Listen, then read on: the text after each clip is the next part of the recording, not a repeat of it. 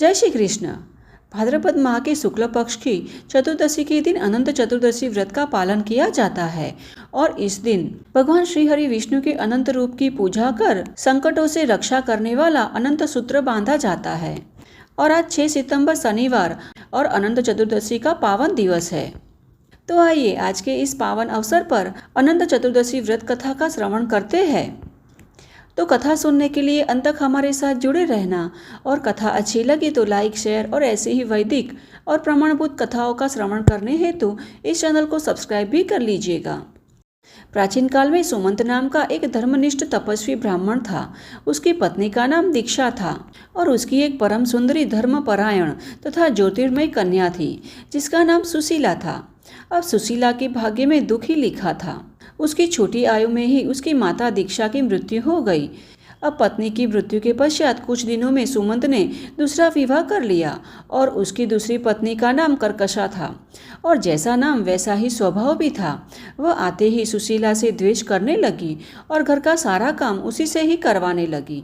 सुशीला बेचारी सारा दिन घर का काम करती रहती।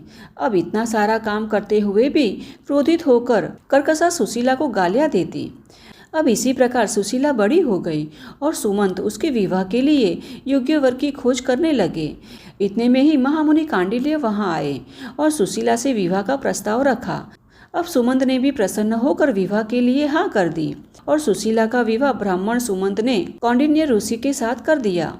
और जब सुशीला को विदा करने का समय आया तो सुमंत ने कर्कशा से कहा कि पुत्री को विदा करते समय हमें पुत्री और दामाद को कुछ भेंट देनी चाहिए। तब कर्कशा क्रोधित होते हुए बोली कि आपकी पुत्री को देने के लिए मेरे पास अब एक फूटी कौड़ी भी नहीं है। अब सुमंत की तो बहुत इच्छा थी कि वह अपनी पुत्री की अच्छी तरह विदाई करे, परंतु अपनी पत्नी के क्लेश के आगे वह कुछ नहीं कर पाया।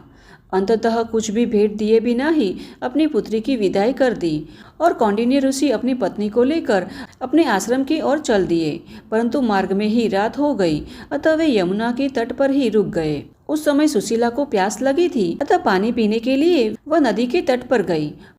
वहां उसने देखा कि बहुत सी स्त्रियां सुंदर वस्त्र धारण कर पूजन कर रही थी। तब सुशीला के पूछने पर उन्होंने कहा कि बहन, हम भगवान अनंत का व्रत कर रहे हैं। जो भी भगवान अनंत का व्रत करता है उसे किसी भी प्रकार का दुख नहीं रहता। इस प्रकार कहते हुए उन महिलाओं ने विधि पूर्वक अनंत व्रत की महत्ता बताई। अब सुशीला ने भी वहीं उस व्रत का अनुष्ठान किया और रेशमी धागे को 14 गांठें लगाकर कुमकुम से उसकी पूजा की और भगवान अनंत का नाम लेकर उसे अपने हाथ में बांध लिया। अब कुछ देर आराम करने के पश्चात ऋषि कौंडिन्य ने आश्रम जाने के लिए अपनी बैलगाड़ी तैयार की और कुछ ही समय में सुशीला और कौंडिन्य मुनि अपने आश्रम पहुंच गए। अब भगवान अनंत की कृपा से उनके घर में किसी भी बात की कमी नहीं रही। उनके जीवन में सुख संपत्ति दिन ब दिन बढ़ने लगी। अब एक दिन ऐसे ही दोनों पति पत्नी बात कर रहे थे। तब सुशीला ने कहा कि हे नाथ, यह सब भगवान अनंत की ही कृपा है। अब यह सुनकर कौंडिन्य मुनि क्रोधित हो गए और सुशीला से कहने लगे कि यह सब संपत्ति मेरे परिश्रम के कारण ही है। इस प्रकार इस बात को लेकर दोनों के बीच विवाद बढ़ने लगा और ऋषि क्रोधित हो गए और आवेश में आकर सुशीला के हाथ में बंधे हुए अनंत सूत्र को तोड़कर फेंक दिया, परंतु सुशीला ने भी उस सूत्र को शीघ्र ही उठा लिया और दूध में रख दिया। तो कौंडिन्य ने धागे को अग्नि में डाल दिया। अब इससे भगवान अनंत जी का अपमान हुआ। परिणामतः ऋषि कौंडिल्य दुखी रहने लगे और उनकी सारी संपत्ति नष्ट हो गई। अब अपने कृत्य के कारण उसे बहुत पछतावा था, परंतु अब क्या कर सकते थे। अब अपने पति की ऐसी दुर्दशा देखकर सुशीला ने उन्हें आश्वासन देते हुए कहा कि नाथ, यह सब भगवान अनंत के अपमान के कारण ही हुआ है। चलिए हम भगवान अनंत को खोजते हैं। और पश्चाताप करते हुए ऋषि कौंडिन्य भगवान अनंत की खोज में वन में चले गए।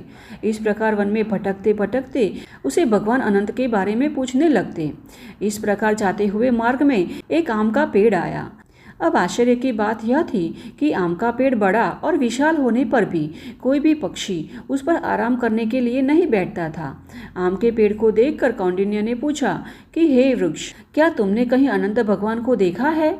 तब आम का वृक्ष बोला, भाई, अगर मैंने भगवान के दर्शन किए होते तो यह न पूछता कि मैंने कौन सा पाप किया है। इस प्रकार कहते हुए उसने कहा कि मैंने कौन सा पाप किया है कि एक भी पक्षी मुझ पर विश्राम क्यों नहीं करता है। अब उसका उत्तर सुनकर कौंडिन्य और शीला निराश होकर वन में आगे बढ़ने लगे। तब रास्ते में एक गाय आई। कौंडिन्य ने गाय से पूछा कि गाय माता, तूने अनंत ईश्वर को देखा है? तब गाय माता बोली, भाई, अगर मैंने भगवान को देखा होता तो अपने दुख का समाधान पूछती। मेरे थन दूध से फट रहे हैं, पर कोई भी मेरा दूध नहीं पीता। पता नहीं मैंने क्या पाप किए होंगे। अब यह सुनकर वे दोनों फिर से निराश होकर आगे बढ़ने लगे और जैसे ही वे वहां से पसार हो रहे थे, उन्हें एक बैल मिला। ऋषि ने बैल से पूछा कि बैल, तुमने भगवान अनंत को कहीं देखा है? तब बैल बोला, मैंने भगवान अनंत के दर्शन नहीं किए। देखो, चारों तरफ इतनी हरी घास है, पर मैं एक निवाला भी नहीं खा पा रहा हूँ। मैंने कौन सा पाप किया है? अगर तुम्हें भगवान अनंत मिले तो मेरे लिए इतना पूछना। अब इस प्रकार वन में सभी को पूछते पूछते वे थक गए, परंतु उन्हें कहीं भी भगवान अनंत नहीं मिले और भूख, प्यास, थकान और जागरण के कारण वे थक चुके थे। अतः कौंडिन्य मुनि के पास कोई आशा नहीं बची थी। अंततः वे निराश होकर आत्महत्या करने का निश्चय कर लिया। सुशीला भी थक गई थी, अतः वह एक वृक्ष के नीचे विश्राम करने बैठ गई। वहां उसे गहरी नींद आ गई और इस अवसर का लाभ उठाकर कौंडिन्य ने एक वृक्ष की शाखा पर उसके गले में फंदा डाल दिया। और जैसे ही कौंडिन्य मरने के लिए तैयार हुए कि वहाँ एक वृद्ध ब्राह्मण ने आकर कहा, अरे भाई, तुम मरना क्यों चाहते हो? तुम्हें क्या कष्ट है? तब कौंडिन्य ने कहा कि मेरे दुख की कोई सीमा नहीं है, परंतु मुझे अनंत भगवान के दर्शन करने हैं। तब ठीक है, ब्राह्मण ने कहा, और कौंडिन्य मुनि को धैर्य बंधाते हुए उन्हें पाताल लोक में ले गए। और पाताल लोक में जाकर उन्होंने देखा तो भगवान शंख, चक्र, गदा और कमल धारण किए हुए सनातन रूप से विराजमान थे। कौंडिन्य भगवान को देखकर उनके चरणों में गिर पड़े और फूट फूट कर रोने लगे। भगवान ने उन्हें सांत्वना दी और शांत करते हुए कहा कि हे ऋषिवर, आप निराश न हो। आप 14 वर्षों तक अनंत चतुर्दशी का व्रत करें। आपके सभी कष्ट दूर होंगे, आपको सुख समृद्धि की प्राप्ति होगी तथा मृत्यु के बाद मोक्ष की प्राप्ति होगी। अब इस प्रकार भगवान की बातें सुनकर कौंडिन्य प्रसन्न हुए।